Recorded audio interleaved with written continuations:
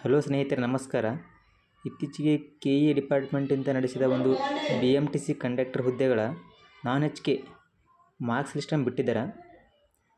ಅದರಲ್ಲಿ ಯಾರ್ಯಾರು 60 above marks ತಂದಿರ್ತಾರಲ್ಲ ಅವರೆಷ್ಟು ಜನ ಡಾಕ್ಯುಮೆಂಟ್ ವೆರಿಫಿಕೇಷನ್ ಸೆಲೆಕ್ಟ್ ಆಗ್ತೀರಾ.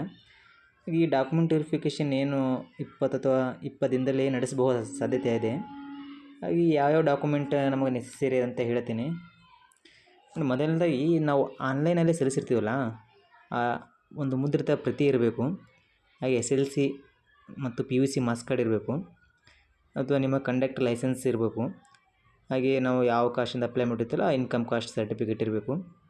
ಗ್ರಾಮೀಣ ಮೀಸಲಾತಿ ಹೊಂದಿದರೆ ಆ ಮೀಸಲಾತಿ ಮತ್ತು ಕನ್ನಡ ಮಾಧ್ಯಮ ಮೀಸಲಾತಿ ಹೊಂದಿದರೆ ಆ ಒಂದು ಮೀಸಲಾತಿ ಬೇಸಿದ್ದಲ್ಲಿ ಅವುಗಳನ್ನು ಒಂದು ಸ್ಕೂಲ್ ನಂತರ ಬರ್ಸ್ಕೊಂಡು ಹೋಗಿರಬೇಕು. ಈ ಯೋಜನೆ ನಿರಾಶ್ರಿತರು ಪ್ರಮಾಣ ಪತ್ರ ಇದ್ದರೆ ಅದು ಸಹ ತೊಗೊಂಡು ಹೋಗಿರಬೇಕು. ಹಾಗೆ ನಂತರ ಈ ಒಂದು ಇತ್ತೀಚಿನ 2 ಪಾಸ್ಪೋರ್ಟ್ ಸೈಜ್ ಫೋಟೋ ಕೇಳ್ತಾರೆ. ಹಾಗೆ ಆಧಾರ್ ಕಾರ್ಡ್ ಒಂದು ಕಡ್ಡಾಯವಾಗಿರುತ್ತೆ. ಇಷ್ಟನ್ನು ಕಂಪಲ್ಸರಿ ಇರುತ್ತೆ. ಇನ್ನೇನು ಕೆಲವೇ ದಿನಗಳಲ್ಲಿ 1:5 ಲಿಸ್ಟ್ ಬಿಡ್ತಾರೆ, ನಿರೀಕ್ಷಿಸಿ.